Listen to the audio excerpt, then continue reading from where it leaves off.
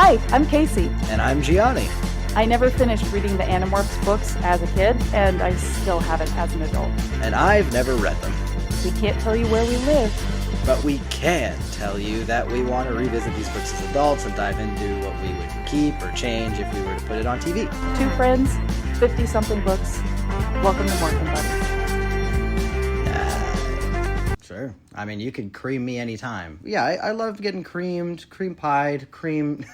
Yeah, they call me Big Cream in these streets. I don't know if you've heard that.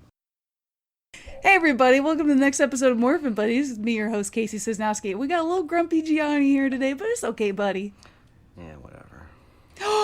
Gianni! Yeah, whatever. Yeah, whatever, he says. Yeah, whatever. Would it cheer you up if I told you that we got a couple comments on our YouTube videos? That would cheer me up, actually. Go ahead. All right. So we'll start with the first one.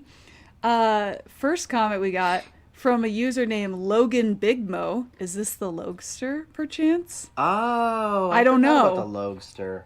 How could you forget about the Logster, Gianni? Well, it's just been so long, you know? It has been long. It's been a long time, Log. You know, and it's like, what have you done for me lately? Maybe this is the redemption arc. It could be. So I don't know if this is the Logster or not, but they said, I remember that they commented on the last episode we just released, the Visser book. And there was a part in it, Gianni, where you were complaining about how big are the Yeerks in force because we don't really understand the size and the scope of like how large they are.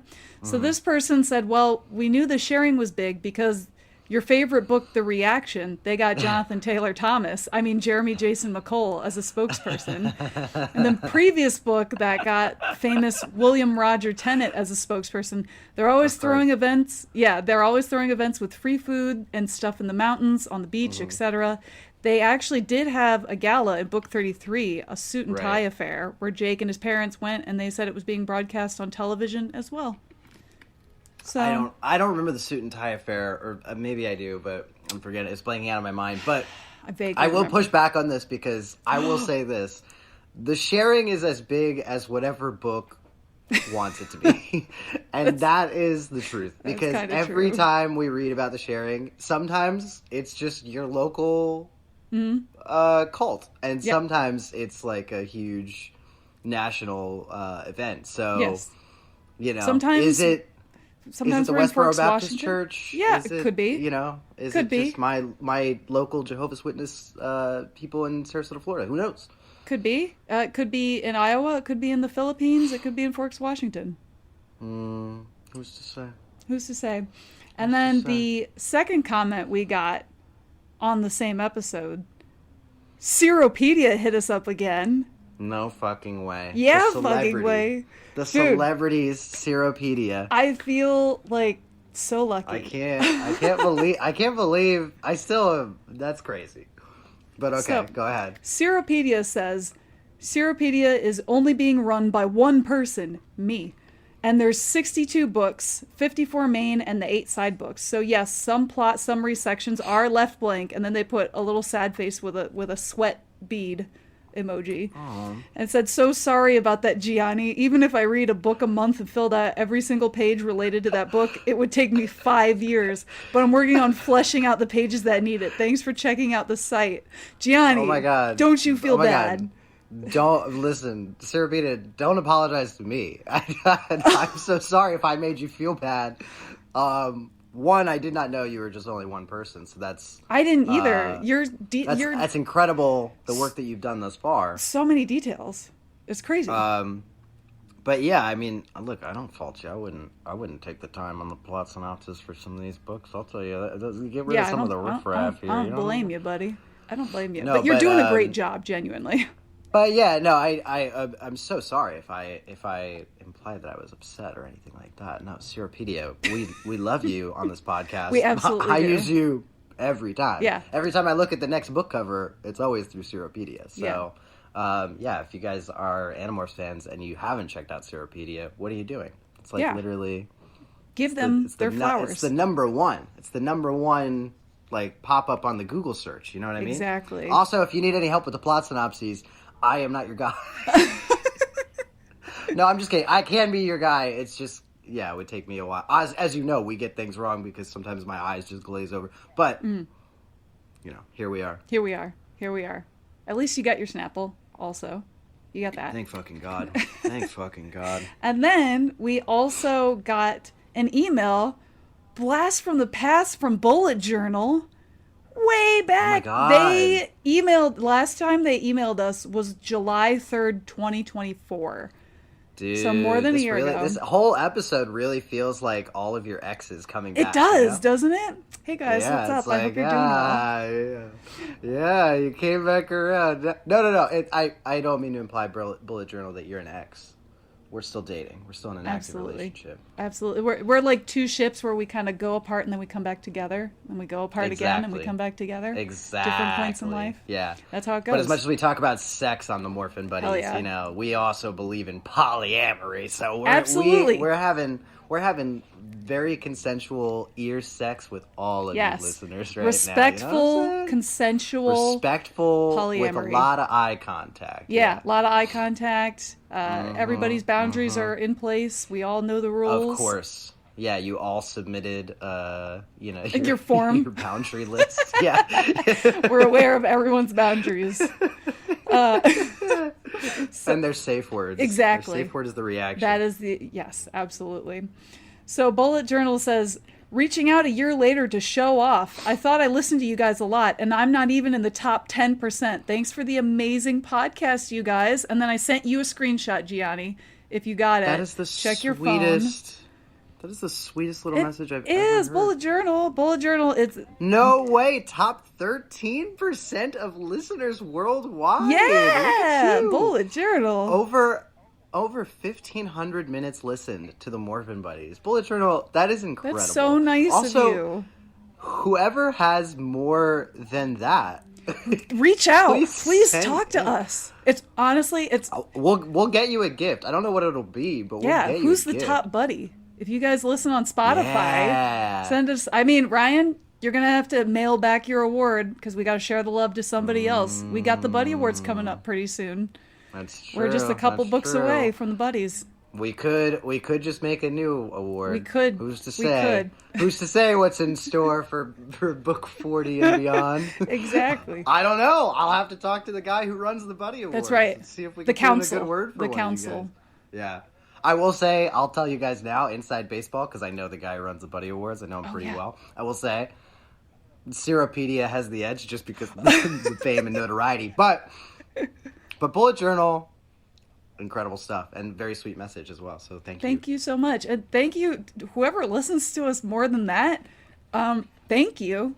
Even if you don't reach out to us, like, genuinely, I know we say this all the time, but we really do mean it. Like, this has just been such a fun thing for us to do and hang out and joke and laugh and connect with little Animorph buddies around the world. Absolutely. So yeah, it's way more than we ever thought. Really, which yeah. is, like, we're crazy. getting like about 40 downloads per episode, which isn't a lot, but like for us, it's not a lot, but they're a very communicative audience, which is very, very fun. You guys are awesome. Yeah, we expected to just do this for two people, you and I. Yeah, exactly. So that's always fun. Thanks, guys. That's a good reminder. Also, is this a screenshot from your phone, or is this a screenshot from Bullet Journal's phone? Because quite charged. What do you mean quite charged? Oh, yeah, that's my phone. Anytime very charged, I am one of those people, if my phone hits 79%, I need a charger right now. My phone's going to die once it hits 79%. Yeah. I need a charger. Yeah. Have you ever thought about, getting medication for that OCD, or is that No, because I think that's normal. I think that should be everyone's instinct. What if you get like stranded somewhere and you need to call somebody and you're on 3%? I think that I think it's a good thing. Thank you. I think it's a good thing. Thank you. I'm pro medication. So, Listen, we don't know what I have. I'm somewhere on the neurospicy scale. That could be related to that. Who knows? Yeah. Like, who knows? Who knows? Who could tell? All I know is I hit a wall like a month ago. Where I guess that I'm just of an age now where my eyes just hurt when I look at when I look at lights. Gianni. And so now I'm just like, now I have to wear my fucking blue eye glasses all the time. And so what I mean to say is that glasses are like OCD medication in that they protect you. Oh. And maybe you should protect yourself from the world as well. Who's to say? I'll do it. I'll do it. There we go. Glasses gang joined. There you go. Consider me part of the gang. Yours are way cooler than mine. Mine are just like these cheap little things. I got mine when I worked for Warby Parker when I was able to get free frames. I was only there 3 months because they lied about everything about the job. And that was not they make great glasses. Good for me. They make pretty good glasses. I do think they are still overpriced. I would rather go to something like Zenny. But also you don't need there's like a small magnification. It's not the blue light lenses, it's the other thing, the anti-strain filter they put on their glasses. You don't need it. It really doesn't do anything. That's what I need. No, you don't. That's what I need. You need blue light. You don't need the anti-strain. It really doesn't do anything. From my experience personally and from other people that I've talked to. They're different things? Or they're the same thing? They do different things. I think the anti-strain is like a tiny magnification at the bottom of the lens. So like if you're looking and if the text is small, you can kind of tilt a little bit and it'll magnify it a tiny bit. So you're not like squeezing your eyes trying to see. But the majority of people that I've talked to have said it doesn't do anything and it costs $100. So yeah, don't do it. Get the blue light. Don't get the anti-fatigue. Anti-fatigue. That's what it's called. There you go. You heard it here first. Unless your experience is different, please let me know. If I'm wrong, I'm happy to admit I'm wrong. But from my experience and from what people have told me, the anti-fatigue part is not worth it. So no, we're never wrong on this podcast. That's what I've been never wrong. Told. Stand 10 toes down on everything. Yeah, that's what I've been told, that we're always right. So yeah, good to know. That's what I've heard. Just good to know. You know what I mean? Yeah, I know what you mean. So, Mr. Gianni, how'd you feel about the arrival? How'd you feel about the arrival, buddy? What a loaded question. How'd you feel? Such a loaded question. Because I know there were some parts in here that, knowing you probably really enjoyed. I will say this. I don't know when this started, but it feels like the past few books, at least since, definitely since the Visser book, but like the Visser felt like an outlier. The past few books in the main series have really felt like, am I living in a fever dream? Or also like, was Animorphs ever good? And I was like, I'm like, what's going on? You know what I mean? Like, but this is what people have said. Yeah, the slog, we're definitely in the slog. We're in the slog. Although the slog is not what I expected it to be. Because I expected the slog to just be, like, boring. It's certainly not boring. No. It's just very odd. Strange. It just feels like every ghostwriter is getting different information at all times. Yeah. And some of them are fans of the series. Some of them seemingly have never read the series before, looking at you last book. But This was I think the best of the slog so far. There's a lot to like about this book. There's a lot that I don't like about this book, but also I think I like this book better because I can actually kind of pick it apart and dissect it, which is more than I can say for some like of the last few, which is just like it's just like, yeah, there's kind of I'm kind of like looking for redeemable qualities, but at the end of the day, this is clearly just fan fiction that someone you published because they had a deadline, and like this one doesn't feel like that, at least. Yeah, I wonder if a lot of the ghostwriters were writing the books at the same time in order to get them out on time. Yeah, I think that's definitely what happened. Yeah. I will say this, like, I do enjoy that this book is a direct sequel to, is it the Alien book 8? Yes, I think so. I think that I have that right. But it's like a direct sequel to the book where, Axe almost does a cool thing and almost kills Allerin and then doesn't. And this is like the first time we've ever really addressed it in full, it feels like. I know we've talked about those moments in the series before, Screamed but about it. It's very passing mentions in the other books. This is the book that really feels like it should have come almost directly after the Alien, but we could talk about like changes I would make to it at the end when we're talking about how we would adapt it into a series. I think, I don't know, should I start with the things I liked about this book, or should I start with the things I didn't like about this book? Okay, so I really like, this is the first, I can't say it's the first Animorphs book to ever be unabashedly an espionage thriller, but this is definitely the most successful version of using that subgenre within the series to great effect. It has like all of the hallmarks of classic espionage stuff, you know, infiltration, betrayal, backstabbing, twists, subversions of those twists. You know, it has, I always describe good espionage as like it's a bunch of different spinning plates in the air and then you realize that it's all on one stick. And it couldn't have come at a better time too, because shameless plug, I think I've talked about this before, but I also, you know, co-host sometimes on Below the Line, which is another podcast that you guys can find on all podcasting services. But basically, we interview people that are behind the camera on different things. And I've done a bunch of episodes co-hosting over there. You could listen to me on Twisted Metal or Fallout or The Penguin or The Last of Us or Thunderbolts or, you know, what have you. But we just did, we just recorded an episode with the production designer for the show Slow Horses, which is the Apple TV show. With Gary Oldman, and that is a very, very high stakes sort of procedural espionage show.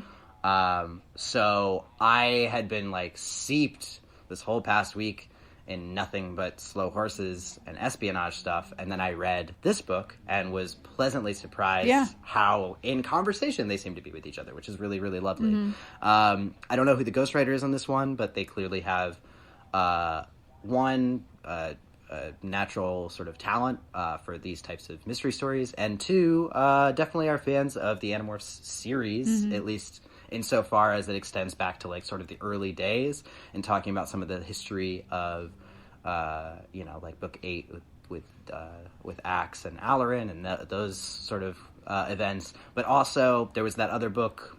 I'll have to look through my notes to see what it was called. I can't remember which number it came, but the one where they went out into space and Axe was assigned, you know, had to sort of choose between his own people and following Jake and all that stuff. And those events are directly addressed here as well.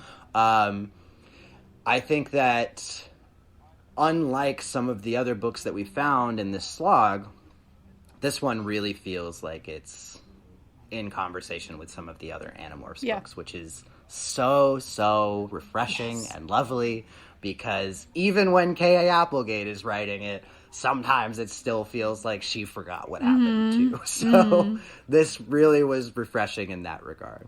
I think in regards to the things that I didn't like about the book, I think it has one twist too many, and I'll talk about why in a second.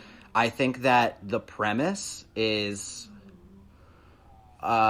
very frustrating, and also ties into that one twist too many thing, because while eventually it does make sense that the Animorphs would sort of disband, quote unquote, because it's revealed to be an elaborate ruse that they're putting on, it actually has more of a detrimental effect on the novel at large. I agree. Because one, I think from the outset, you kind of get the sense, especially off the back of the last book, you get the sense like, oh, this is not the Animorphs that I know and love. I feel like I'm existing in another universe, which was a comment we had made about the last book. And then by the time it comes full circle, you're like, oh, but I already wasn't rooting for them. So now I feel like relieved that I'm back, but I also feel like I spent almost the entire book being like, this is just fan fiction to me because the Animorphs aren't the Animorphs. And then the reveal is like, it's a little too late. But then also, it makes the whole climax clunky, because what the fuck is the point of this elaborate ruse if we still let the guy get away and get all the way to the Yerk pool anyway and almost poison and kill all of humanity, what's the point? So I think that's like an example of maybe utilizing the subgenre too much and hinging on it too much and it actually being a detriment to the book.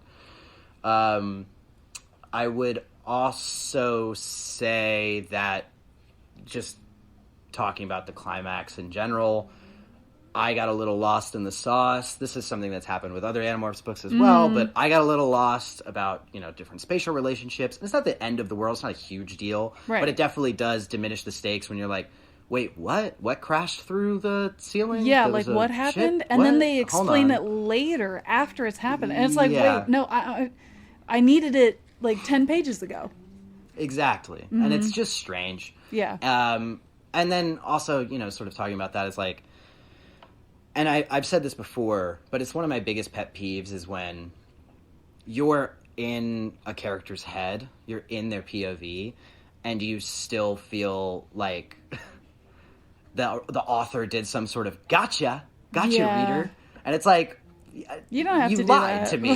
You didn't get me at all. You lied, and then you took advantage of the fact that I believed you because you lied to me. And it happens in this book like pretty bad, where you're constantly in Axe's head, so you constantly have his perspective that he's sort of fearful and doubtful and almost mournful about the Animorphs disbanding and what they're doing, and then when the twist comes, it's like, and Axe knew all along. It's like, well, that feels disingenuous. That feels like you just contrived that just to get one over on me, the audience person. Yeah. But I'm in Axe's head. I should be aware of the plan. Yeah. And now I don't really understand the stakes of it because you withheld it from me for so long. And also I have more questions because did we ever explain why the fuck Rachel bust in as a bear morph into that one place for no fucking reason?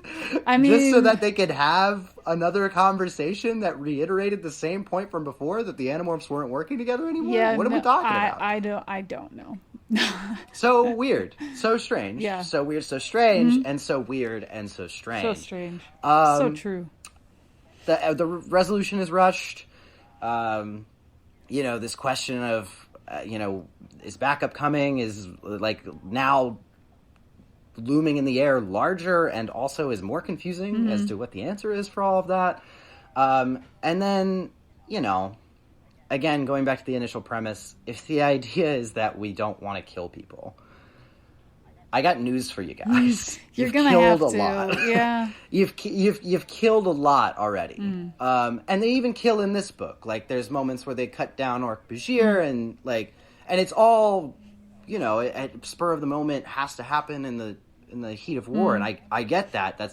I get that there's a sort of different weight that you have to calculate and put into these things. But at the end of the day, we have killed people. So I don't know why we're really drawing a line in the sand this hard when we've already been there, done that a little bit, right? Yeah. I felt like, especially again with Cassie, I know that's like her thing, but at the same point, it kind of felt like, I get what you're saying, but like, are you aware of what's been going on? Like, are you aware of the things that we've had to do and the things we are doing and the things that we have to do? Yeah. And it's like, Are you here? yeah, are you paying attention? Like, are you awake? Do you have sudden amnesia? What's going on? Yeah. What's going on? That's crazy. Yeah. So yeah, mixed bag. But I liked this one. Yeah. I think that this is good. I think this is worth your time. I think if this is another, example of one of those books that if I had read it when I was young, this one would have been maybe one of my favorites. I really like the action. I really like the espionage element of it. And I think when I was younger, I probably wouldn't have thought about a lot of those other things, those bugaboos that really weigh on my critical brain. But I don't know. What'd you think? Yeah, I was pleasantly surprised by this. I thought it was going to be much worse than what it actually was.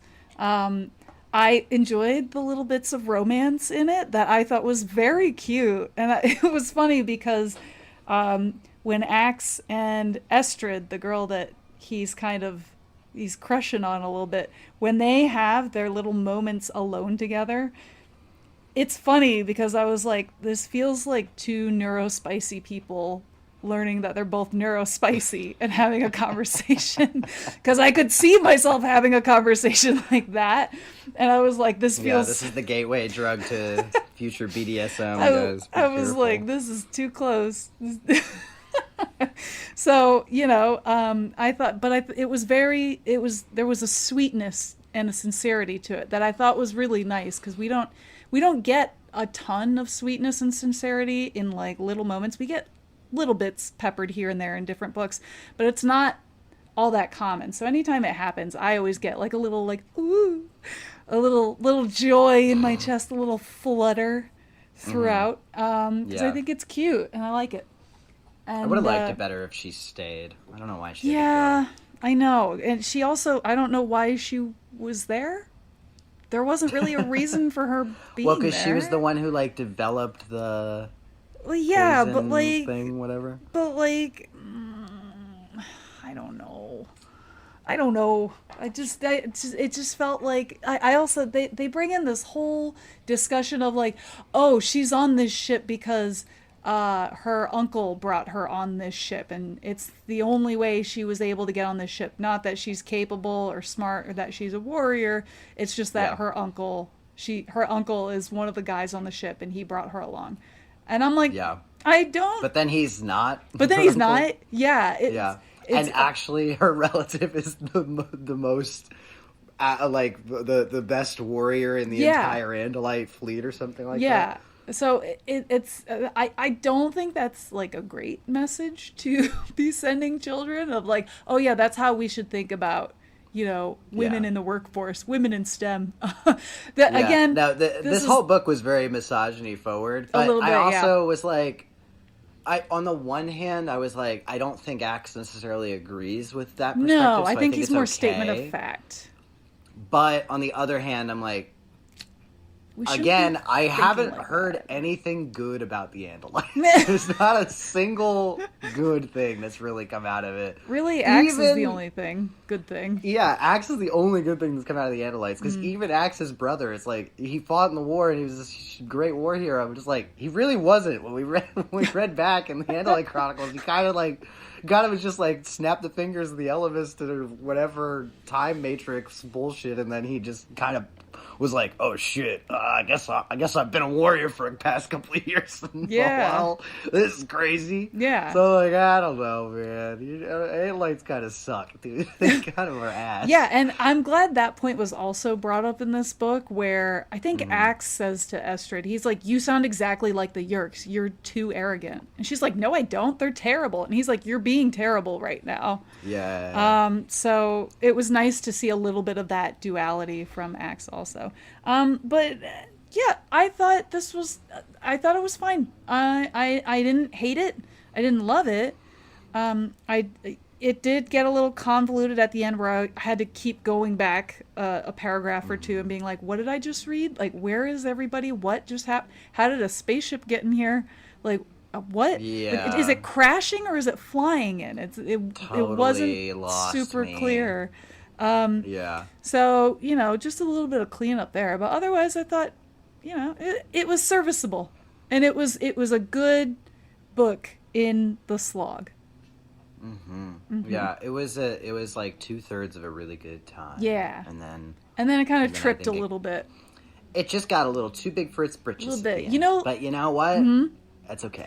I could take a lofty swing. You know when, like, you're running down a hill really fast and then your legs are like, uh-oh, we're going a little too fast here, buddy. We can't keep up. It kind of felt like that a little bit, except instead of keeping up, it tripped over its own feet and rolled down the rest of the hill a little bit.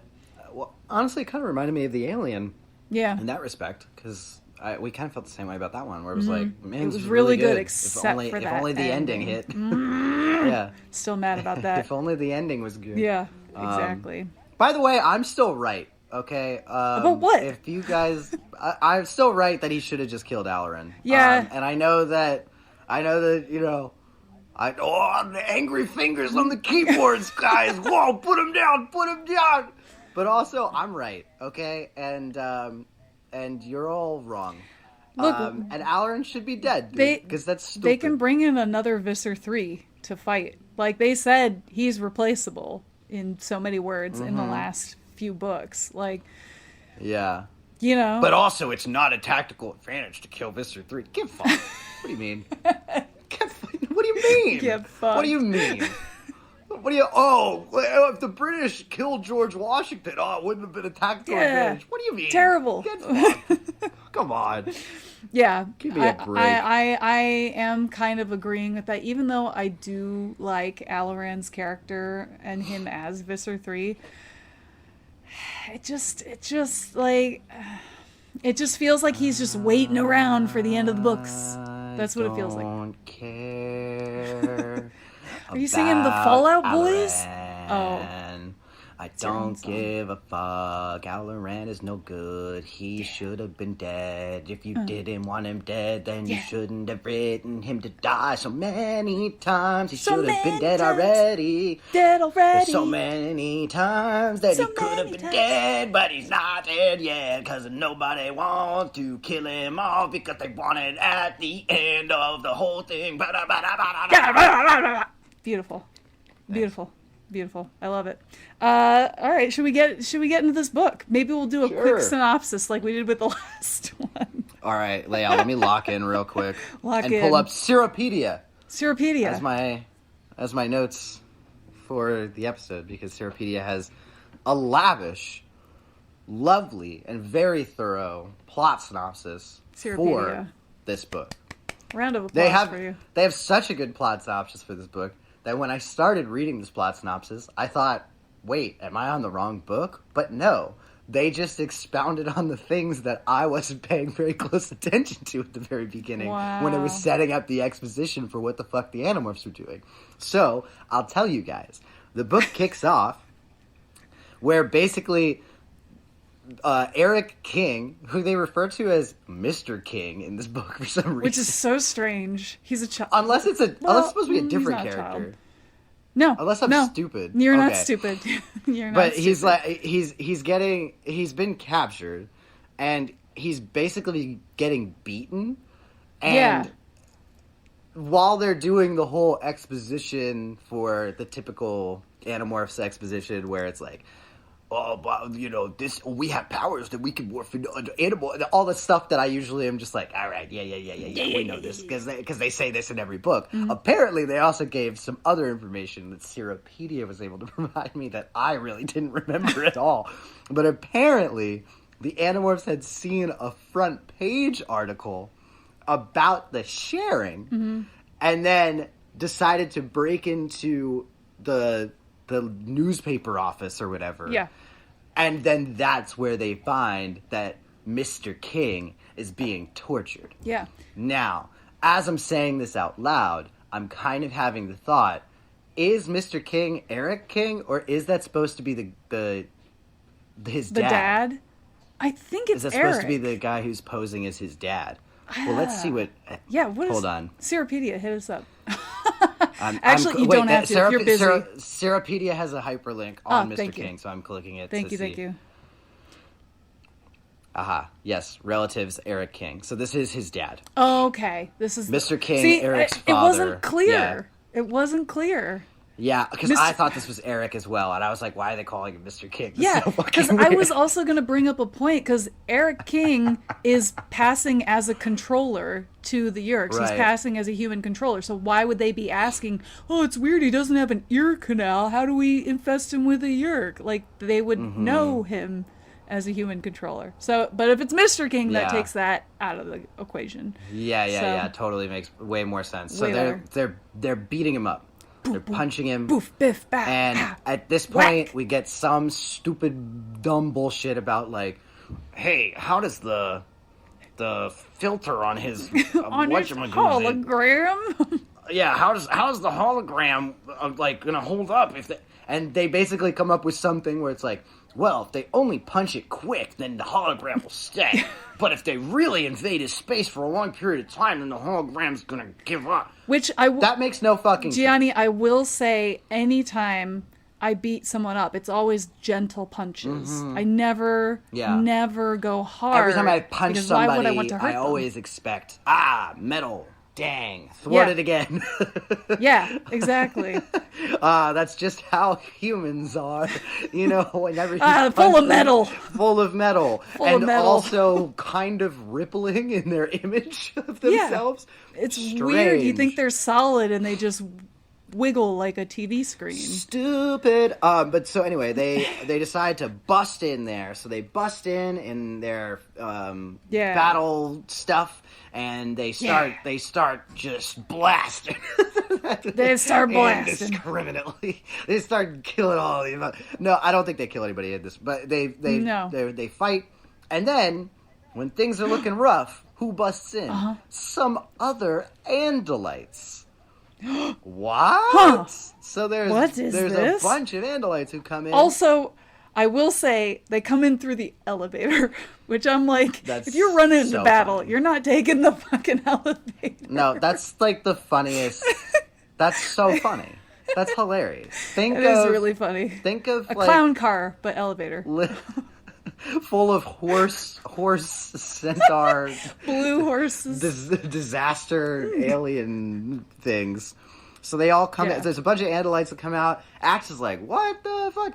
But then he's like, kind of speaking to some of them, and he's like, what are you guys doing here? And they're like, we'll tell you later. We'll find it later. Don't worry about it. Mm-hmm. And then Axe is like, okay, well, I won't ask any follow-up questions right now. So then Tobias is like, hey, stupid Yerk people, you guys better run away because we got plenty of backup and whatever. And then the Yerks are like, curses. And Visser 3 is also there, and he's like, well, I'll get you next time. So then he leaves because they're like, you could stay and fight, but you'll probably be gotten by the cops or whatever. And then Visser 3's like, you're right. I can't get arrested. Yeah. Why would you care? No, I can't even though you own the cops. What do you mean? You could literally do you can morph into anything at any time. You can get out of jail so quick. They can't jail you at all, actually. Mm-mm. That's crazy. What do you mean? The police come, guess what? I'm a flea. See ya. What do you mean? Stupid. Anyway, he leaves because he's like, you guys got me this time. And then he leaves. And so then all the other Animorphs split up from the other Andalites. And they go back to Cassie's barn, and they're talking about... Wait, hang on a second. Axe, we forgot. Axe looks over, and he sees a female Andalite. He gets a boner. Hello? Wait, no, Gianni, it's a little romantic. He makes eyes at her. He gets a big boner in the middle of a fight, and he's like, uh-oh, what am I going to do about this? I can't go into the elevator with this. Yeah, but then Axe is like, well, how do we find you guys? And then the hot Andalite woman is like, Estrid is like, don't worry, we'll find you. Yeah. Which is not true, by the way. But anyway. No. But she gives him a little wink with all four of her eyes. Yeah, and then Axe is like bricked up. They go back to Cassie's barn. They're like, whoa, that was crazy. And so they're like, Axe, you have a crush on this girl. And he's like, nuh-uh. And they're like, yeah, you do. Yeah, you do, buddy. But so then they have this conversation, and Rachel pissed me the fuck off. Because, let me tell you, dude, oh my, you got some fucking balls talking after that last book, girl. The best thing that Rachel can do for the next few books is shut her fucking mouth, because she's on my shit list after the character assassination that they pulled on her. I know I said last book that I wouldn't be mad at Rachel because that was just fan fiction. I take it all back, okay? Because everything is canon, and that was some bullshit. And you know what? Rachel's got some amends to make to me. She got some splaining in particular. To do. And there's one thing that she says in this scene, and remember now, okay, because they pose later. They pose as like they're breaking up. Mm-hmm. That happens in the next fake fight meetup later. Scene. Yeah. So this one is like sincere, theoretically. Yeah. I mean, I guess this also could be posed. I just don't know how they would have come up with that idea. But sure. No, I don't. But this is sincere. And she says some fucking stoop-ass fuck shit where she says to Axe something to the effect of like, yeah, well, we really can't be, when we meet up with these other Andalites, we really can't be wondering who's in charge, right, Axe? And Axe is like, oh yeah, she's talking about that one time, like fucking 15 books ago when we went to outer space and I wasn't sure if I was going to follow Prince Jake, who I'd already sworn my loyalty to, or if I was going to follow my Andalite people. And I ended up deciding Prince Jake, but it took me a while. And that was called The Decision. I'm remembering now. That was the title of the book. You're right. But that's why. Also, you're sounding a lot like Tim Robinson, who we wanted in the last. Oh God!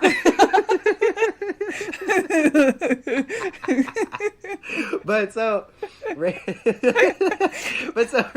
We got to put him in every episode. Rachel says that absolute fuck shit after we just spent a whole book with Rachel, where what? Rachel wanted to be in charge. The leader. Thing that she's criticizing Axe for not. Oh, well, Axe, you gotta know who's gonna be in charge. You know, who you're gonna follow. And then when anybody were you doing all yesterday then? When anybody gave Rachel the slightest criticism in the last book, she ran out crying and quit. And now she's sitting here doing the same shit to our boy Axe, who does not deserve it. By the way, I will say that he does not deserve it. So. Rachel, Rachel, you're better than this. You're better Rachel than making this. me do a big old why I oughta. Why I oughta. You think she's hungry for a knuckle sandwich or something? Dude, she's hungry for a gun to be shot in her direction. I'll tell her that. On my last nerve. Yeah. Oh my goodness. Yeah. It's not her fault. I know that it's not her fault. I know that it's not her fault. It's probably not this ghostwriter's fault either. It's not ghostwriter. It's not Applegate. I think you were right. It's where the cards fell. Yeah, thank you. I think that you were right that they wrote them all at the same time together. Yeah, like they were writing these at the same time because that's the only way. There's no way. That's the only way they could have come out like one every month. You know? Mm-hmm. Yeah. It's the only way. So really this is the editor's fault because the editor should have read that line and been like, kind of doesn't work with what we just went through. But we didn't have any lore masters and editors at this time, Gianni. They weren't invented yet. They're only for nerds. Editors were invented. No. I don't want to hear that because there was an editor on these books. There's no way that they come out with no editor. They didn't have one. That's bananas. They didn't exist yet. So they go they go to the mall and at the food court. Yeah. They notice that some girl is acting very strange. Beans, eating jelly beans and talking like a fucking weirdo. And they're like, oh, where have we seen this before? Yeah. And Axe goes over and grabs her and it's like you're having mouth explosions or whatever he calls them. It's don't fear not. I don't like that phrase. I don't like that. You're having yum yums in the mouth. There you go. And, better. How is that better? I don't know how that's better. It's crazy. More uncomfortable. I don't know. So you're having mouth explosions. And he's like, don't worry, we'll get you out of here, sweet angel. Shh, I love you. He's like, by the way, have you heard about cinnamon buns? So I can show you some cinnamon buns. They're better than beans. And she's like, beans? And he's like, yeah, beans. Ooh, beans. And then they both start like stimming a little bit. Yeah, and they start Seriously, no shade to the neurospicy community. Like I said, I'm one of you, so I feel like it's okay to like make these jokes. We're allowed to talk from experience. We're allowed to talk about from experience. No shade. So they take her out. And then they basically like are talking about because he meets them all at this point, right? This is when he meets all the he meets her. No, he's just with her. So they all run out of the mall because they talk about that later. That it's just because she's like, I didn't tell them about your friends or whatever, which was stupid. Yeah, I don't know how they would. I just put in my notes. I wrote they run out of the mall, get Jake, and go to the Andalites. And then my next note is. She touches Axe's arm and his hearts flutter. Right. He does have that. Yeah, he says both of his hearts because I keep forgetting that the Andalites are like the Doctor and Doctor Who for some reason. Yeah. They have two hearts. And so then, they have like a brief meeting a brief little bonding moment. But then they go, to the Andalite ship. Yes, where but it's they just Axe, right? Like, Axe goes by himself for some Yes. reason. Yes. the I other don't guys remember aren't there. why the rest of them separated. But I can't remember how they separated. But and Seerowpedia doesn't either. It's not important. What's important is that they go to he goes to the ship, and then he meets these other guys, and they all got stupid names. Don't worry about it. They all run together. we got Commander Gonrod and Alof. He's like the pilot or whatever. Arbat. And then Alof is like the cool one, and then Arbat's like the dorky sniper one who's like, oh, I put this whole mission together and all of them. Also, every time I read Arbat's name, I kept thinking of Zubat and Arbok, the Pokemon. But like all if of they the were names squished sounded together. like that to me. I was just like, yeah, it's all gibberish, whatever. I'm like, I don't know what any of this means, but sure. They go. Oh no! The rest of the gang did come because they morphed. Cassie and Marco morphed snakes to threaten to kill the Andalites in case the meeting went south, which it did, because they were discussing so Cassie and Marco they were discussing something, and then somebody pulled out a gun. I do remember this. You're right. You're right. Mm-hmm. Yeah, because they're like, we're here to kill Vista 3, and then Axe's like, I don't know if that's such a good idea, or whatever. And they're like, gun. Well, you're in our way. Yeah, like, what? Yeah, something like and that. And then basically they threaten him back, and Arbat's like, well, I guess. Yeah, I guess this is where we are. Leave it at that. Yeah. Yeah. And then Arbat's like, well, I guess that's fine. You got us pinned against the wall. We'll abide by your human rules for now. But just so you know, our one mission here is that we have to kill Visser 3. That's the one thing that we were sent here to do. Exactly. So, and then the Animorphs return to the barn. Well, before that, Axe and Estrid have a little tete-a-tete, but like fighting physically. I forgot about this too. And she's She's like prancing around like a little cute little deer, and she's kicking his ass. And he's like, "Oh, I've almost been had," and he gets her by the end. But he's like, "You put up a good fight, young warrior." Yeah, this is when the misogyny of the Andalites starts to really leak in, because for some reason everybody has something to say about, like, why is a girl Andalite on this mission? And she's like, I'm just as capable as all of them. I went to the academy and blah, blah, blah, blah, blah. And she's like, I'll show you. And then they fight. And then Axe is like, wow, dang. And then when he beats her, he's like, well, I should boast about it, but that seems inappropriate. Because she's a girl. And it's like... Yeah, but she was really formidable, and he's like, wow, that was crazy. He's like, I would have been embarrassed if she had beaten me, even though she did come from the academy. That would have been embarrassing to be beaten by a girl. Fuck off! Fuck off! Fuck off into the universe. Go away. Go away. So then they go back to the barn. Yeah. Oh, we also... Arbar is the aggressive one. Not... Aloth. What? Arbar, the Andalite, is the aggressive one, and Aloth is the I've got a team or whatever. He's the cool one. Oh, I got him backwards. Who's the? Yeah, you got him backwards. Who's Arbat the sniper? Is Arbar? That's Arbar, because Arbar is Alaran's brother, and he's the one that's going to kill Alaran. Is it Arbar? I thought it was Arbat. I have Arbat. No. Did I spell it wrong? I have Arbat written here. I think... No, it is Arbat. I was typing too quick. Aloth, I have Arbat, and then It is Arbat. And then I have Hot Estrid. Hot... Gianni, isn't that a little misogynistic? Why aren't they all hot? No, she's the only hot one. The other ones are She is ugly. the only hot one. Yeah, the other ones are gross. Yeah, it's Arbat. You're right. She's smoke show. She's got tickle over here. bitties. She looks just like... Leave her tickle bitties alone. They look all the same, but she just has huge knockers. Wait, are they on the top half or the lower half? You use your imagination. No further questions, thank you. I won't take any further questions, thank you very much. Is it like an udder, or is it like boobs? No further questions. So they go back to the barn. Yes. All will become clear about the Arbat Aloth situation later when my notes make sense. But for now, I'm going back to Seerowpedia to tell me what to do. So they go, They go back to the barn. They have the craziest conversation ever. But again, just so you know, this is going to make sense later, kind of, because they're all putting on a show. Because they know that the Andalites have tracked them back to the barn, and that they're like the Andalites some sort of bird morphed birds on them or whatever, followed them back to the barn, and are just they're hanging out at the barn before the gang gets there. I don't know how they knew the way, but all right.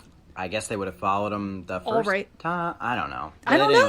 They didn't mark it. Anyway, yeah. So the Animorphs have this crazy conversation and the audience doesn't know this, but they basically are like, we're going to put on this elaborate show where we pretend to all break up, and then we tell Axe to go and be with the Andalites and do whatever they tell him to do.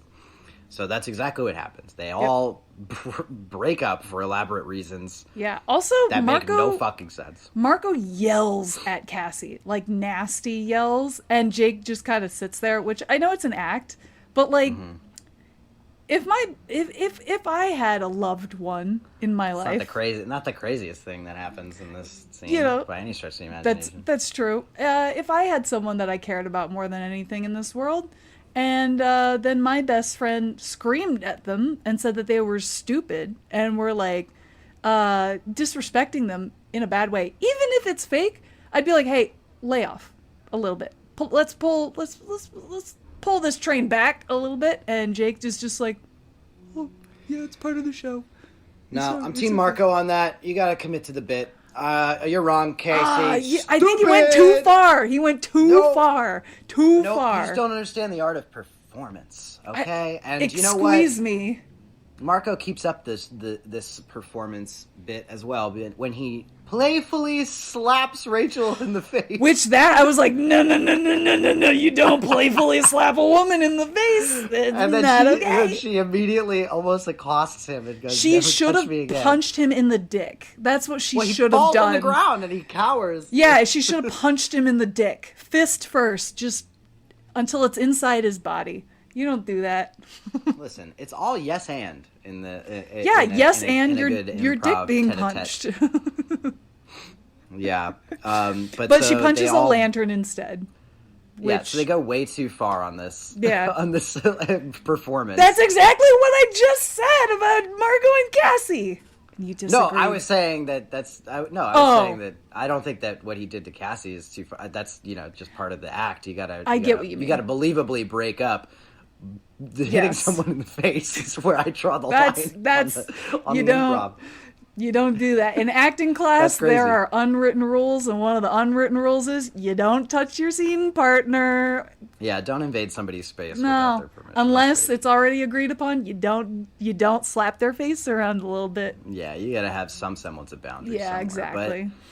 But yeah, so they break up. They all and then quit. Jake and Axe are the last ones there. And Jake is described as mournfully looking at Axe and telling him, just go be with the Andalite guys. Just go be with them. And then he walks out like George Michael in Arrested Development when he's got the Charlie Brown music behind him and he's just walking with his head down, staring at the ground. Wah, wah. That's it.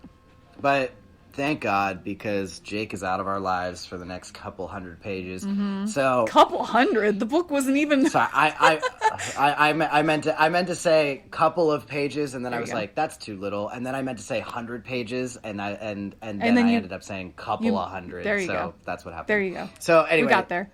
So for the next 100 pages or so, we don't have Jake. Thank God. But so then Axe goes back to the Andalites, and he's like, hey.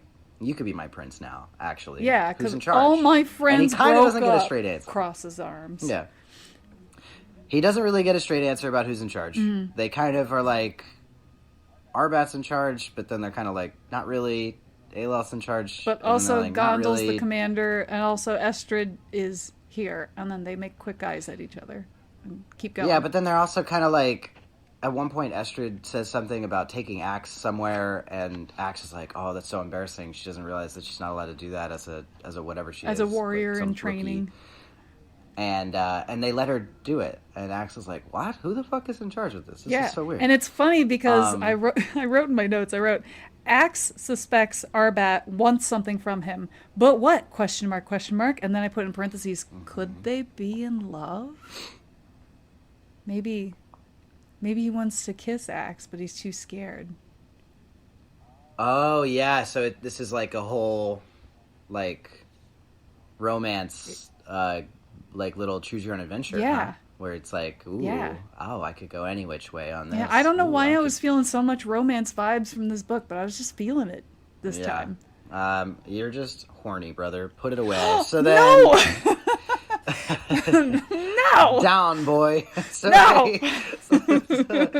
So I can't exactly remember the order of operations that happens here, but basically he gets shown around the ship.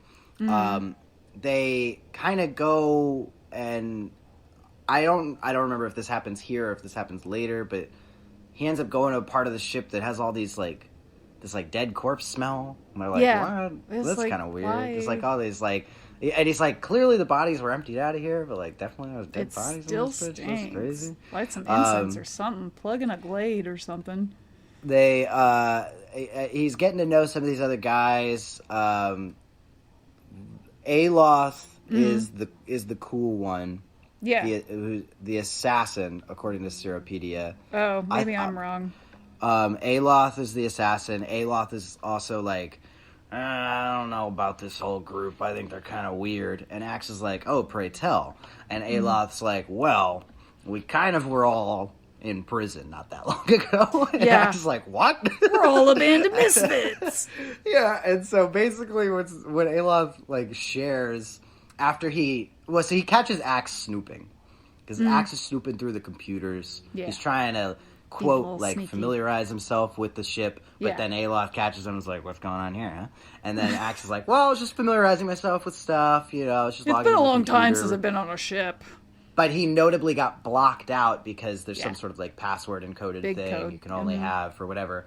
And Axe doesn't know the password, doesn't know the way in, doesn't know how to hotwire it or whatever. That's when Aloth catches him. And Aloth's like, were you looking for information about the ship, or were you looking for information about us? And Axe is like, well, kind of both. I hope that doesn't seem like I'm spying on you. I'm just trying to get to know everybody. Yeah. And Aloth's like, don't worry about it, kid. Let me tell you our backstory. And he's like, I was in prison. Yeah, he's like, don't worry about me. I was in prison. And so was everyone else, except for Estrid. Don't worry about her. He kind of negs everyone. And also... he says that they were all in prison for different things, like some of them for murdering.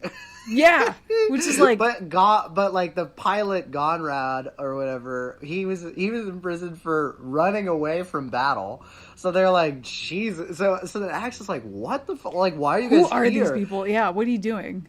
And Aloth is like, it was part of the condition, basically of their parole, is that they were released by the Andalite Council on the condition that they go and they kill Vista 3 successfully. So they basically just have to go and do a thing. So then Axe already is having thoughts in his head. And I can't remember if he comes to this conclusion now or if it comes later, but just to kind of get out ahead of it, Axe's immediate thought is like, oh, they're on some sort of suicide mission. And then that ends up kind of becoming more prevalent as the book goes on. But So they talk about where to meet the Visser. And Axe is like, you could do the sharing or you could do the Yerk pool. And Gonrad's like, I ain't going to no pool, period. We're not going to a pool. Yeah. And there's some hidden backstory with Conrad's. He doesn't like pools. Doesn't like water. Doesn't like pools. Doesn't like liquid. Nothing. None of it. Sure. None of it. Yeah. So then Estrid said, Axe, Amelie, we should go to the gardens and get some animal morphs to prepare us for battle. It is the nighttime. Perhaps we can go undetected. We can be humans. When Axe is like, what? She can ask for things? Yeah. She's just a woman and a rookie. How could she? She's going to get in trouble. Yeah. And they're like, yeah. So Estrid and Axe morph humans, and then they go to the gardens. And then he's like, let me show you this shit. And he knocks a vending machine and grabs a pack of M&Ms. And he's like, taste these. Yeah, and like puts them one by one in her mouth. Love this shit. Yeah. And she's like, fuck, this is so good.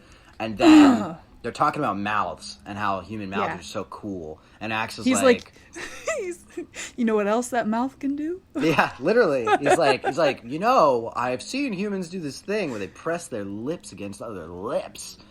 And perhaps it would be pleasurable. Why? except that she doesn't ask why. She's kind of like, wow, that would be sick. Let's do that. So they kiss. Let's do it. And Axe is like, I do not know how to describe the sensation, but it gave me a boner. And then it gave me a big old boner. They're like, whoa, that was crazy. And then she's like, I don't see how. Axe is like, did you enjoy that? And she said, yes, I did. Yeah. Did you enjoy that? And Axe was like, yes, I also enjoyed it. And then Estrid was like, but it wasn't as good as M&M's. And he's like, no, it was not as good as M&M's. Yeah, which is based as fuck. That actually makes so much sense.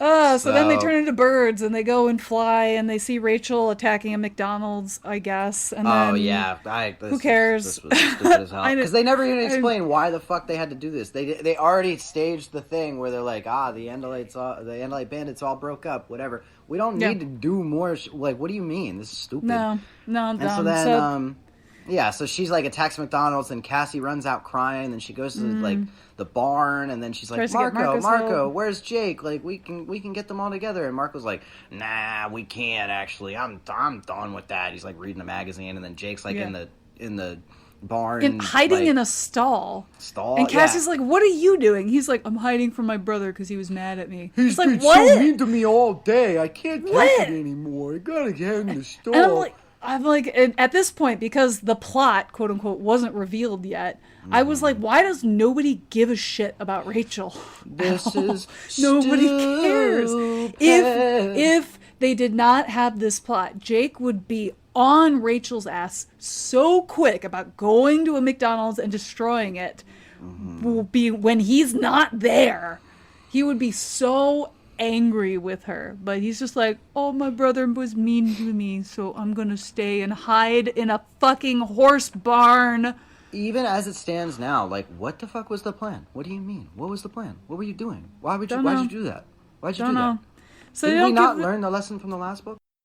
Yeah, he goes back, he sees all these equations that Estrid's working on. He's like, it's a little above my pay grade, but don't know what that's about. That's kind of crazy. Yeah. Then they discuss this whole elaborate plan where one of them is going to be a sniper, and he's like a greatest shot in the whatever fuck galaxy. In the West. He's like, oh, yeah, I could totally take Visser out at the community center or whatever when he goes to speak, because I guess he's speaking at the sharing. I don't know. So he's like, I got him. Don't even worry about it.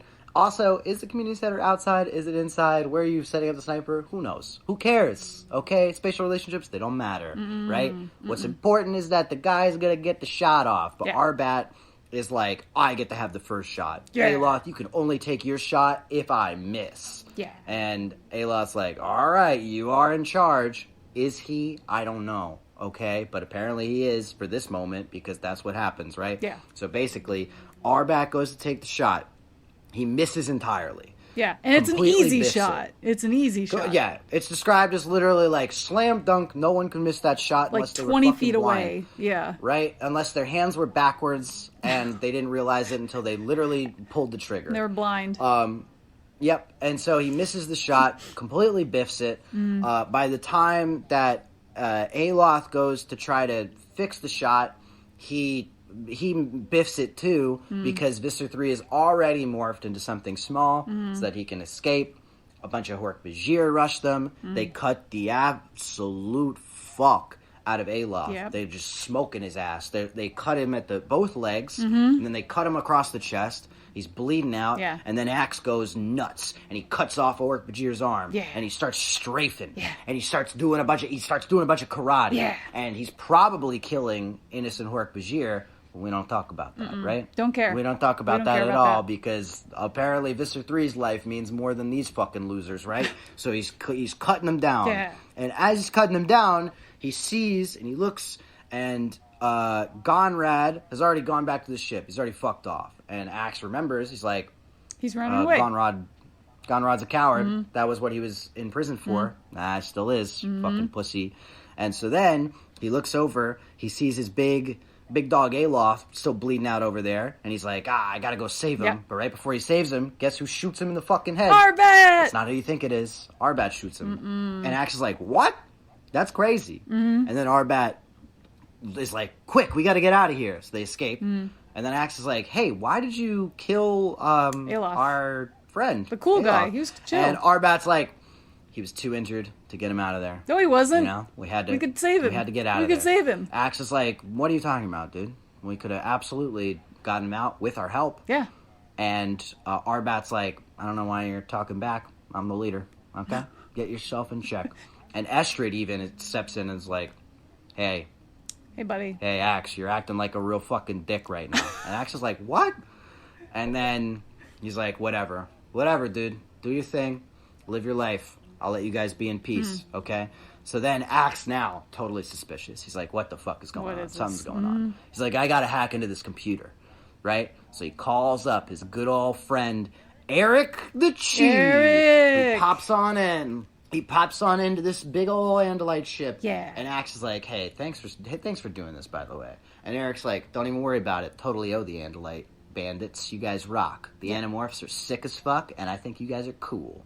Except he says it nerdy and stupid because Eric sucks. And then Axe is like, do you wanna be human still? Because what if somebody walks in? I don't want them to know that the Chee are here. And Eric is like, well, I could either do it in this form and do it faster, or I could do it in the human form and do it really slow. And Axe is like, no, do it faster, please. Yeah. Why was this in the book? I don't know. I don't fucking know. Who cares? It was a really weird... I thought, like, something would happen with it. Who cares? No. When has this ever been talked about before? No. That the Chee have some sort of limitation on, they can only hack for certain battery... Who gives a fuck, right? All they're doing is plugging a thing into a thing and... Blah, blah, blah. Doesn't matter. I don't know. Yeah. I know... The holograms can work without impunity. They could do anything at any time, anywhere. They could do anything. Yeah. They impersonate anybody. Anything, because remember he turned into a truck in one book. Yeah, anything. They could do anything. They are complete... They could just do it all. Yeah. But for whatever reason, he can't Google search on a computer...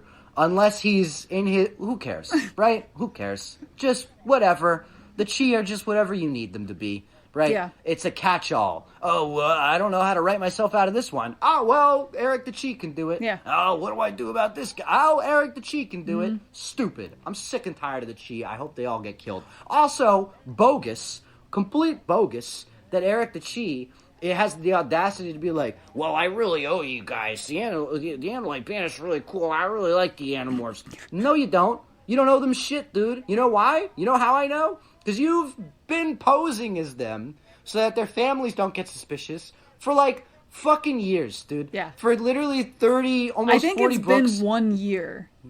You do whatever. You books. Literally, you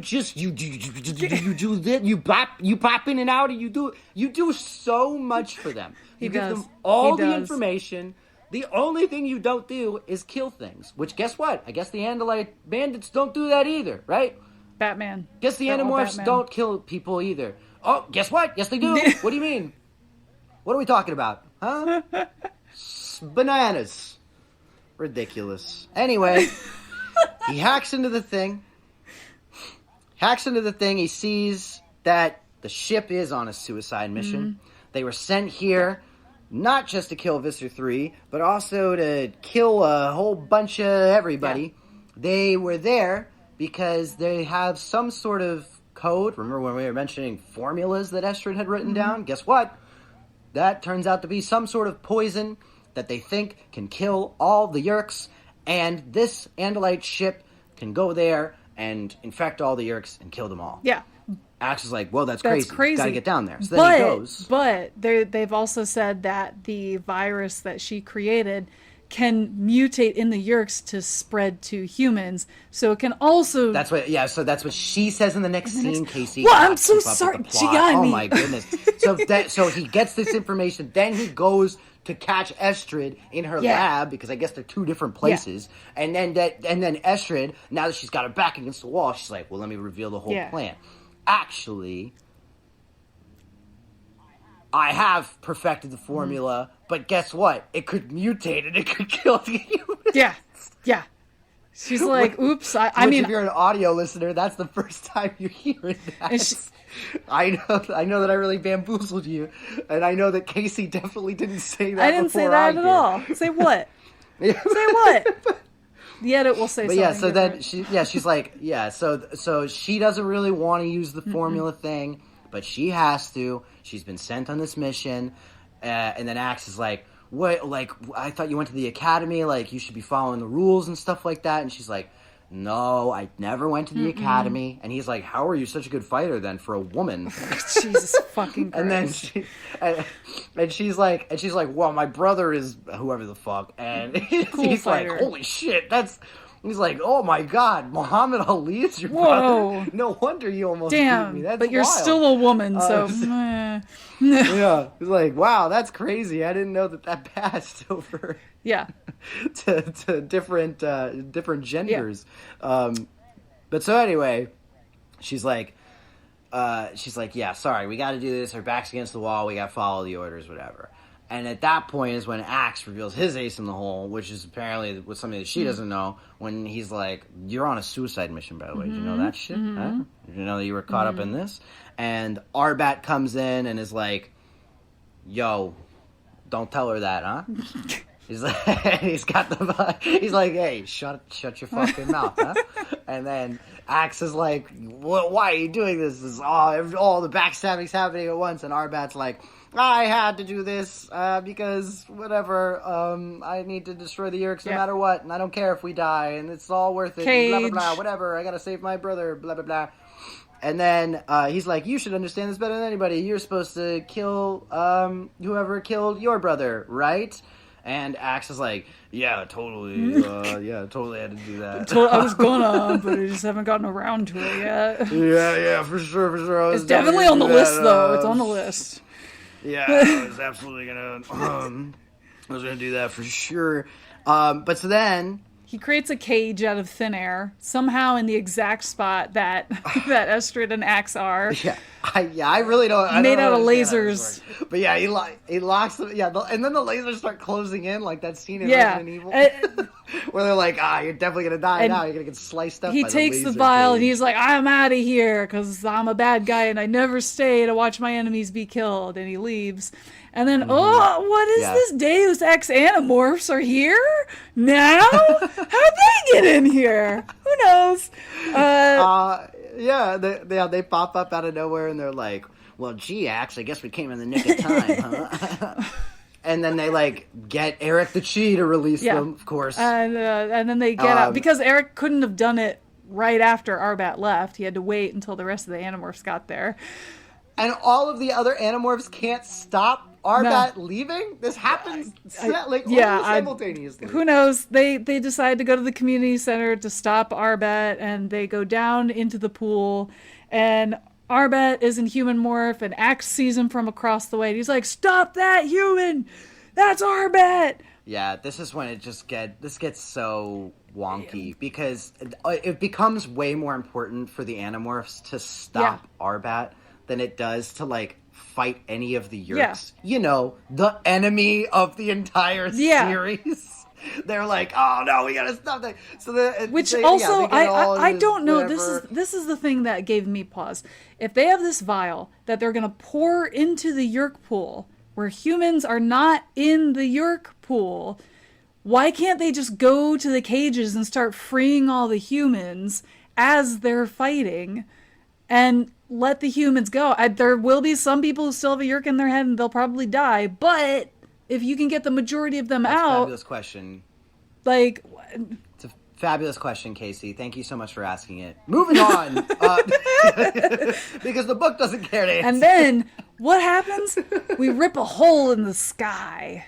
A hole gets ripped into the sky. You're gonna have to explain this to me, Seerowpedia, because I don't know what the fuck.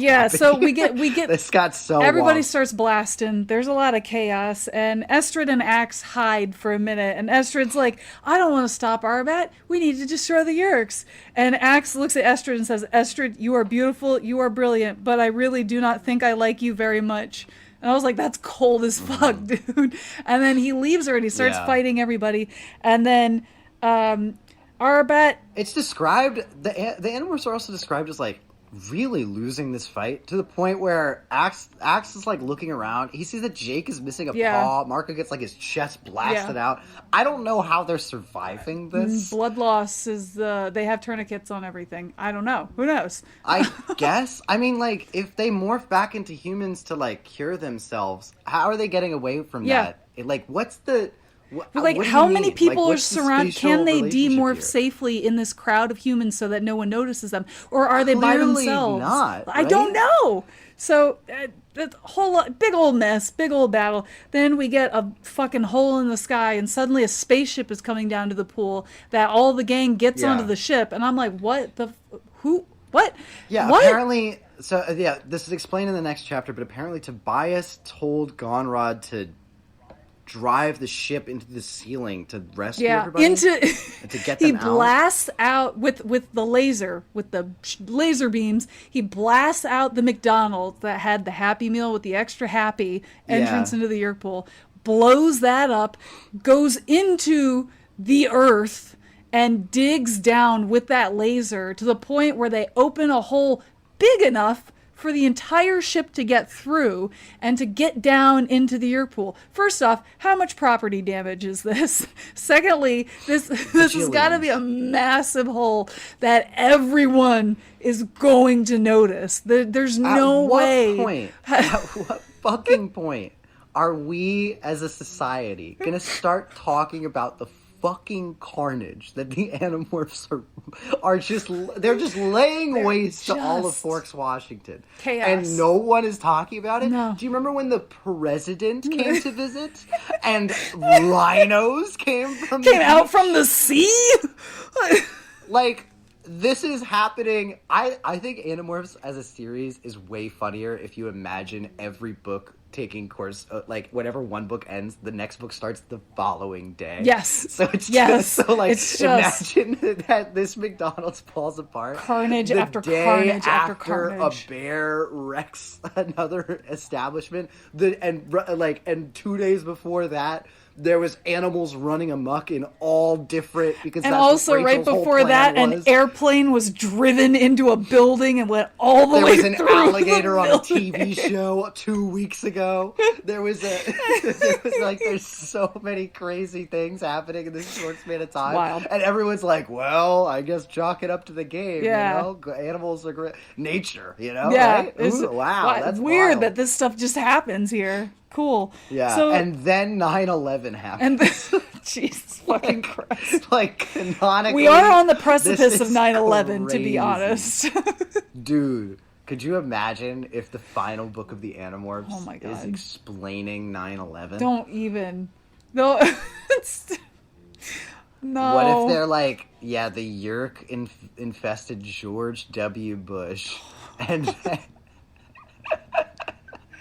the Yeerk went to Yale. Is that why we infected... shot in Afghanistan when we thought they had weapons of mass destruction and they didn't? It was because the Yeerk thought. Anyway, continue. Yeah, because the Yeerk it actually oil and gas is made out of Chondrona rays, so that's why they went to the Middle East. This has gotten really dark. This is very dark. This is very. But so in the craziness of the ship crashing through the thing, somehow Arbat gets knocked into some pit. I don't know. He gets eaten by Taxons.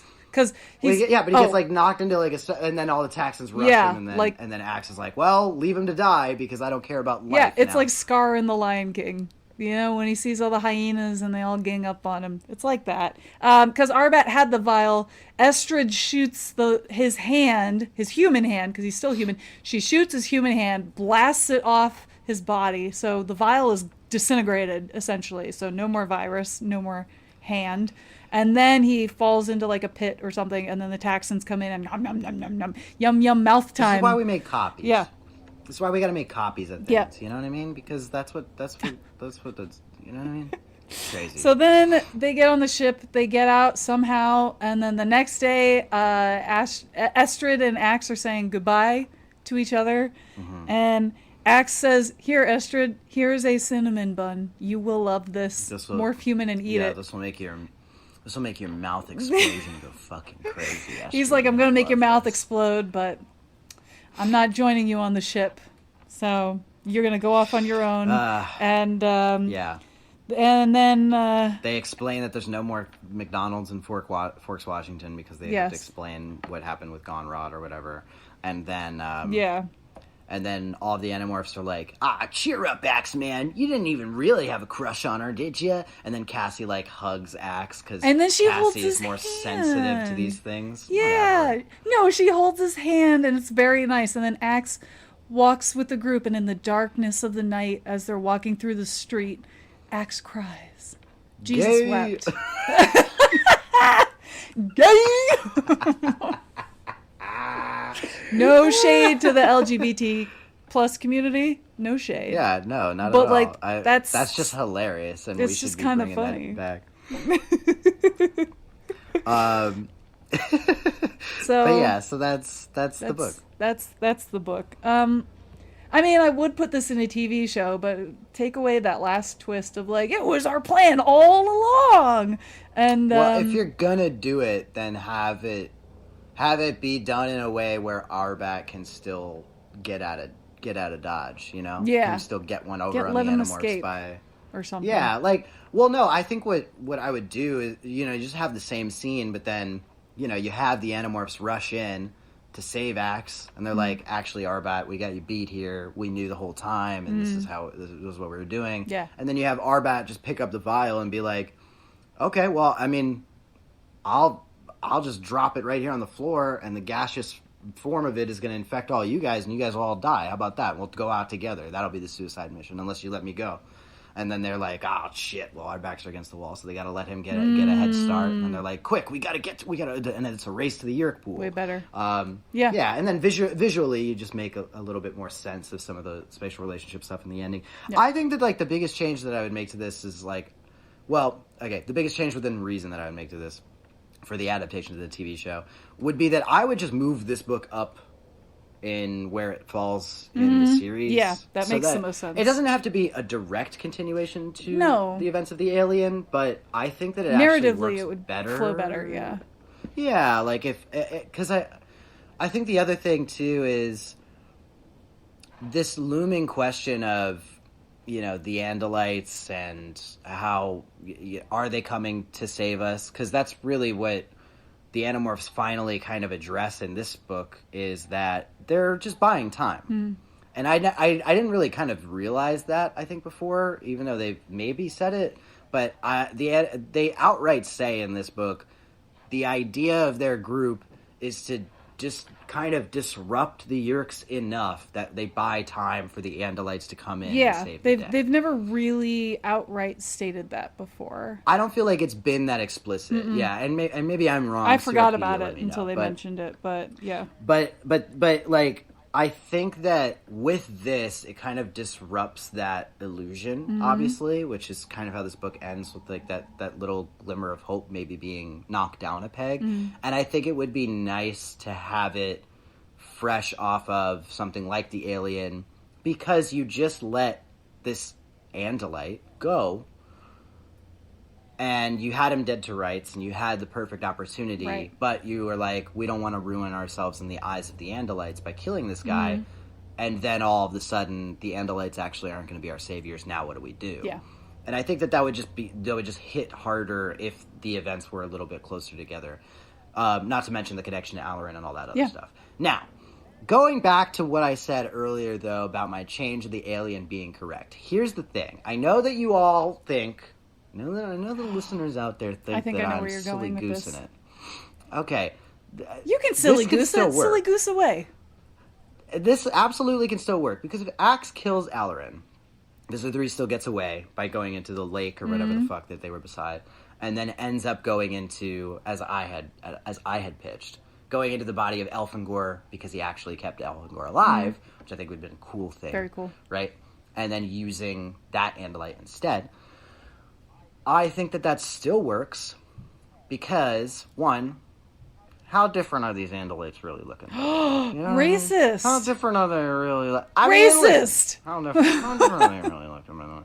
But also, I think it's really impactful because I don't think the Animorphs, the Andalites that are in this book, the new characters. I don't think they ever see Visser 3 in his Andalite I don't think they do. in this book. So they're going off of information that they have that he's still in Alaran's body. I think it's really cool if you have them be like, if instead of the rule where you have to kill, you have to avenge or whatever, that's like a whole thing with like the Andalite community, I think scrap that. Yeah. And I think that instead it's just a decision that Axe made on his own. And then it ends up being like this weighted thing because you killed a literal war hero in cold blood to like kind of, now we know as an audience that he asked for it. He asked to be killed. And it was actually a mercy killing. But no one else knows that. And we haven't told the rest of the Andalites that. And so when these Andalites come in and they're like, we're here to stop Alaran, or what if instead of stopping Alaran and killing Visser 3, we're here to kill Visser 3 and we're here to save Alaran. And then Axe has to go through this whole thing of being like, how do I tell them that Alaran's already dead, that I've killed this guy's brother? And it adds a whole extra layer to Arbat and Axe going head to head, because eventually Arbat is going to figure out and realize Axe has already killed his brother that he was trying to save by making this whole poison thing, which then influences him to be like, fuck all of these humans, fuck everything that you guys stand for. I don't give a shit anymore. I'm doing plan B, which is killing all I'm of going them. to drop the poison in and Way kill all better of these motivation. Way better. Now here's a question that popped into my head. Genius Gianni over here. Big brain time. With Visser 3 coming up and speaking at the podium or whatever in this book, is that when we reveal that it's actually Elfangor? So Axe sees him in that moment of like, we haven't seen Visser 3 for a while, but we hear that they replaced him.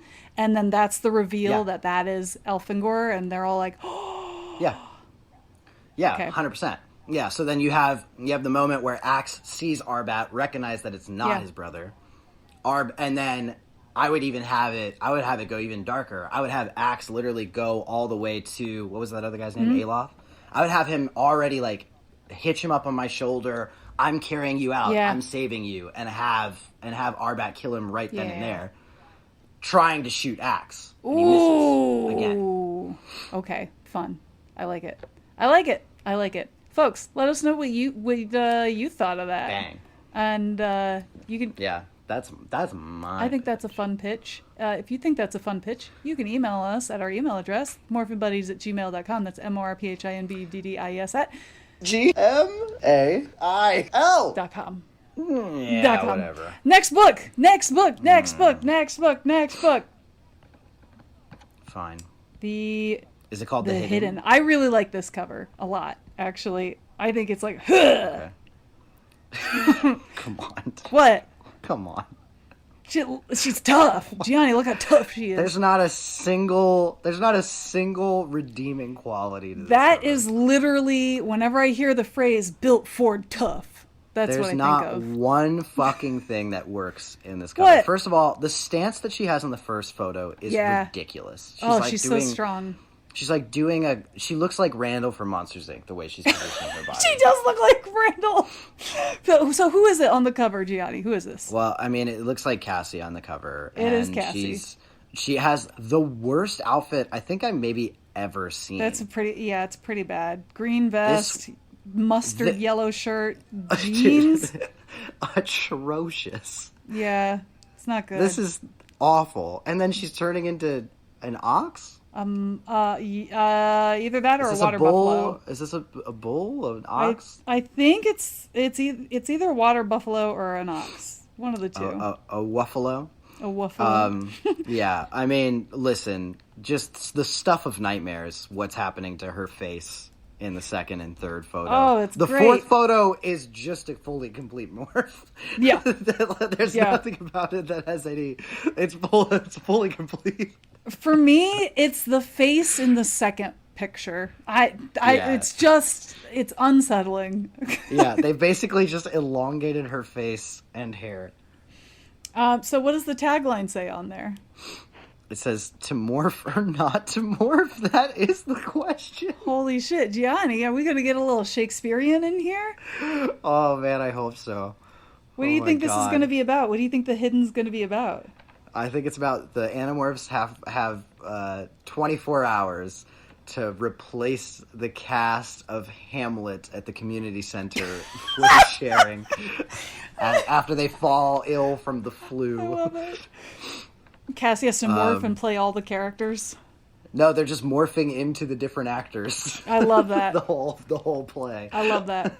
That sounds like such like madcap, crazy stress, but like fun.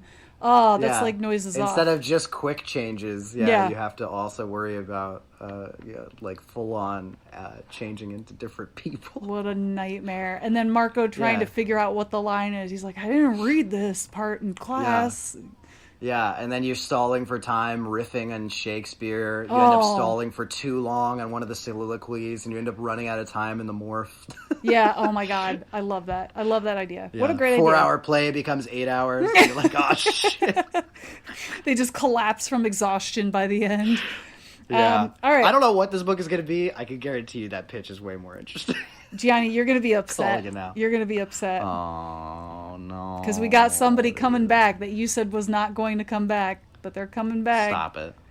No. The Yeerks have discovered and repaired a damaged Helmicron ship. Stop it. No. I told you. I told you. You're actually joking. Nope. No, I told you. Boy, I told you. Did I not tell you that they were coming back? That was a good idea. Applegate. Who the I told you they were coming back. Boy, don't you listen. Oh my God. Don't you listen. Anyway. I have to put up with another book of, you guys are so much bigger than us. Yes. Oh my good golly God. The Yeerks. I hope they kill him with oatmeal. That's the only way this could be redeemed. Tossing oatmeal at him. The Yeerks have discovered and repaired a damaged Helmicron ship. They know of its morph-seeking capabilities, and they plan to use the ship to capture the Andalite bandits, and to find Elfangor's blue cube, the one that gave the kids the ability to morph. Cassie, the other Animorphs, and Axe are in a pretty bad situation, because they can't leave the cube in one place. They can't morph without being discovered, and they have to keep moving. It looks like this may be a battle the Visser can't lose.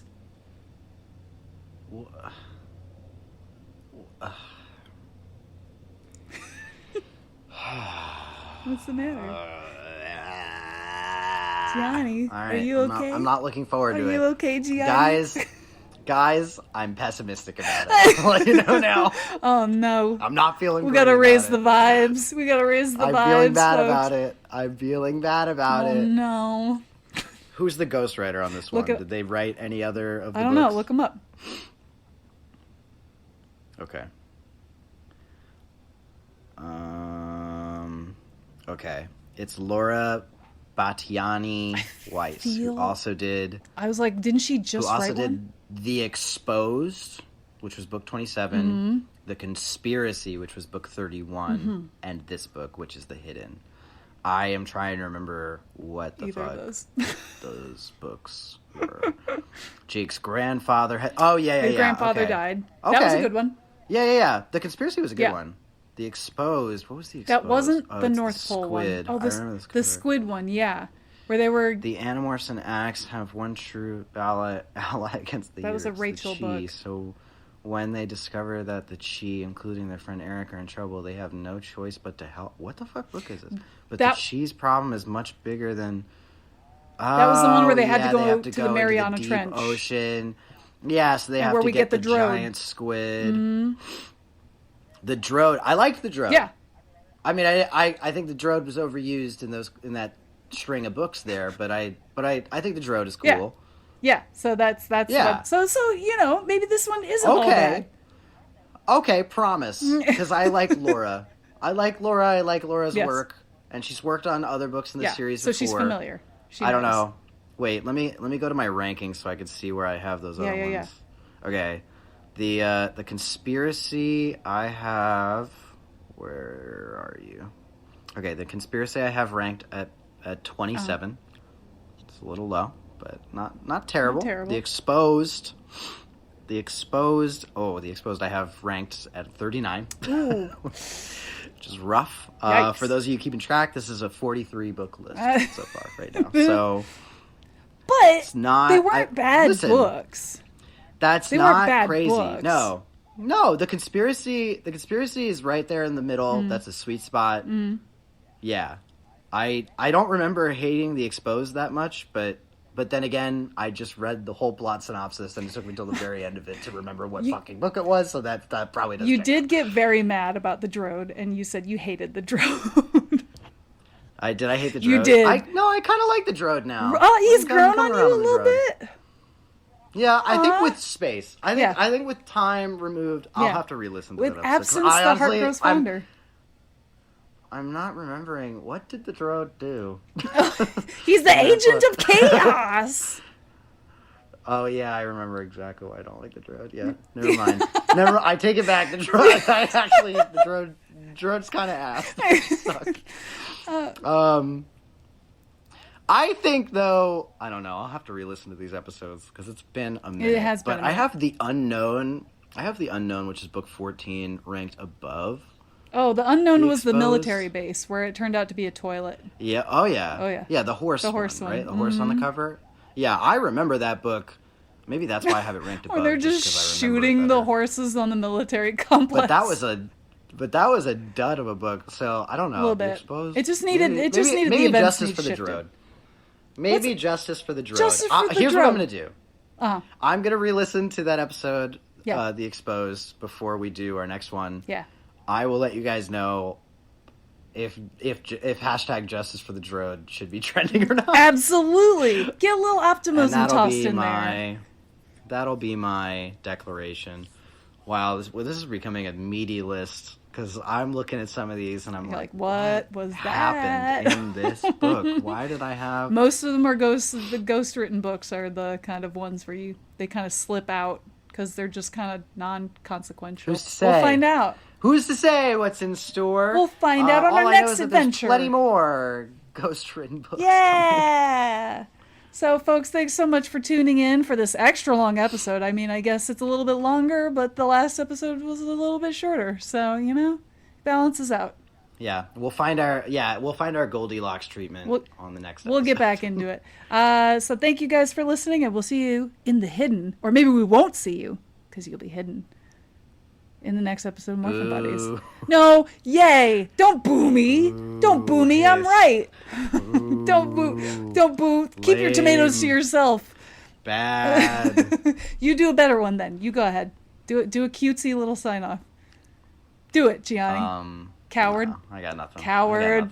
Boo. Hiss. Boo. Boo him in the chat. Boo. Will Axe get another boner? Find out next time on morphinbuddies. Or will he have to hide it? That's the actual hidden. All right. Bye.